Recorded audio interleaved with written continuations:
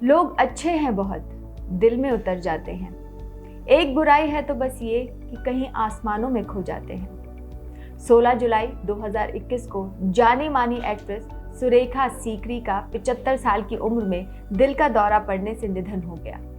सुरेखा कई महीनों से बीमार थी। उन्हें पिछले साल ब्रेन स्ट्रोक भी हुआ था। इससे पहले साल 2018 में उन्हें पैरालाइटिक स्ट्रोक भी आया था। सुरेखा के मैनेजर ने निधन की सूचना देते हुए कहा कि 3 बार national award winner Surekha Sikri ने शुक्रवार सुबह हार्ट अटैक के बाद आखिरी सांस ली। उनके मैनेजर ने यह भी कहा कि 2 ब्रेन स्ट्रोक के बाद से वो बहुत सी परेशानियों का सामना कर रही थी। अपने आखिरी वक्त में सुरेखा सीकरी अपने परिवार के साथ थी।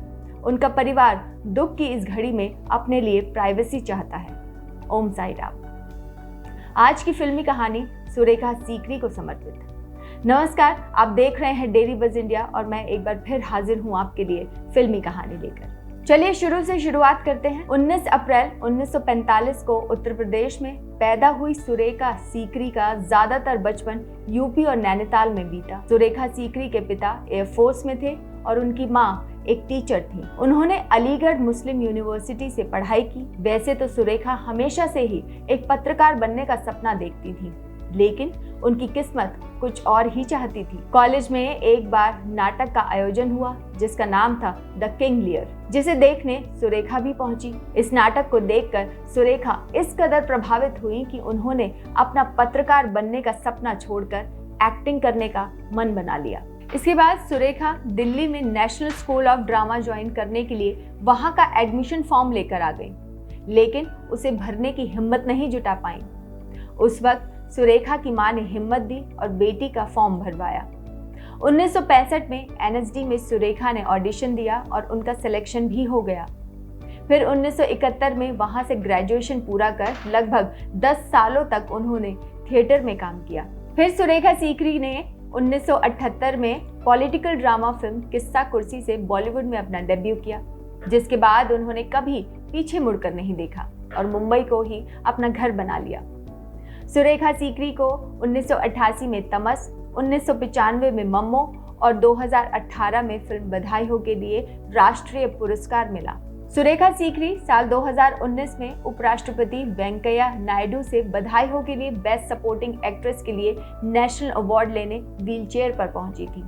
उस वक्त वहां मौजूद दर्शकों ने सुरेखा का शानदार स्वागत किया था। सिनेमा जगत में खूब नाम कमाने के बाद भी सुरेखा को वो पहचान नहीं मिली जैसे टीवी सीरियल बालिका वधू में दादी सा के किरदार के रूप में मिली।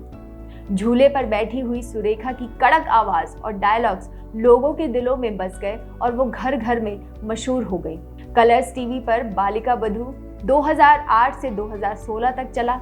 इस सीरियल को तमिल, तेलुगु और मलयालम भाषा में भी डब किया गया था, जिसके चलते सीकरी की लोकप्रियता का दायरा उत्तर प्रदेश के परे भी पहुंच गया था। भले ही सुरेखा सीकरी का दादी सा वाला किरदार लोगों को हमेशा याद रहता है, लेकिन एक अभिनेत्री के तौर पर उनका दायरा बहुत बड़ा है। जहां तक फिल्मों की बात है, उनकी 2 भूमिकाएं बेहतरीन मानी जाती हैं, जिनमें से एक है गोविंद निहलानी की दूरदर्शन की सीरीज तमस, जो 1988 में प्रकाशित हुई थी, जिसे बाद में फिल्म में तब्दील किया गया था। इसमें सीकरी ने मुस्लिम महिला राजो का किरदार निभाया, जिसका पति और बेटा गांव वालों के साथ दंगे के लिए बाहर जाता है, लेकिन वो अपने घर में एक बुजुर्ग सिख दंपति को शरण देती है। और दूसरी फिल्म थी श्याम बेनेगल की 1994 में रिलीज हुई मम्मो। इस फिल्म में उन्होंने मुख्य भूमिका मम्मो की विधवा बहन फयाजी की भूमिका निभाई। फयाजी एक भारतीय नागरिक है, जबकि मम्मो पाकिस्तानी नागरिक। मम्मो अस्थायी वीजा के सहारे मुंबई में रहती है, जिसकी मियाद समय समय पर बढ़ती रहती है। इन दोनों ही फिल्मों में एक तरह से विभाजन की त्रासदी को दिखाया गया है कि कैसे आम लोगों का उनके आपसी संबंध और उनके परिवारों का ताना बाना बंटवारे के दौरान बिखर गया। इन दोनों ही किरदारों के लिए सुरेखा सीकरी को राष्ट्रीय पुरस्कार मिला। वैसे तो बॉलीवुड में कौन किसका रिश्तेदार है इसका कुछ पता नहीं चलता, लेकिन आपको जानकर हैरानी होगी कि सुरेखा सीकरी मशहूर एक्टर नसीरुद्दीन शाह की साली लगती हैं। सुरेखा की बहन मनारा सीकरी से नसीरुद्दीन की पहली शादी हुई थी। मनारा को परवीन मुराद के नाम से भी जाना जाता है। अब वो इस दुनिया में नहीं है। मनारा और नसीरुद्दीन की एक बेटी हीबा शाह हुई। हीबा भी एक एक्ट्रेस है।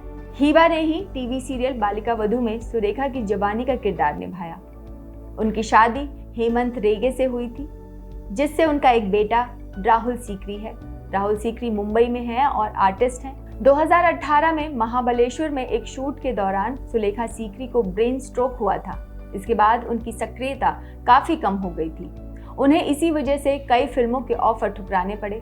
बधाई हो के अलावा उनकी आखिरी फिल्मों में अमोल गुप्ते की स्निफ रही, जिसमें उन्होंने मुख्य भूमिका निभाने वाले बेबे की दादी की भूमिका निभाई थी। जोया अख्तर की नेटफ्लिक्स हॉरर घोस्ट सीरीज में बीमार लेटी हुई मिसेस मलिक के किरदार में भी उनको देखना शानदार रहा था। सुरेखा सीकरी के होठों पर मुस्कान और आंखों में चमक हमेशा बनी रही। उन्होंने अपने आखिरी इंटरव्यू में कहा था कि मैं फिर से चलना चाहती हूँ। हालांकि ये कभी नहीं हो पाया और वो इस दुनिया से अपनी उसी मुस्कान को लेकर विदा हो गई। आज की फिल्मी कहानी में हम लेंगे आपसे विदा। फिर हाजिर होंगे एक नई फिल्मी कहानी के साथ। तब तक अपना ख्याल रखिए और जाने से पहले हमारे चैनल को बेल आइकन दबाकर सब्सक्राइब करना बिल्कुल मत भूलिएगा।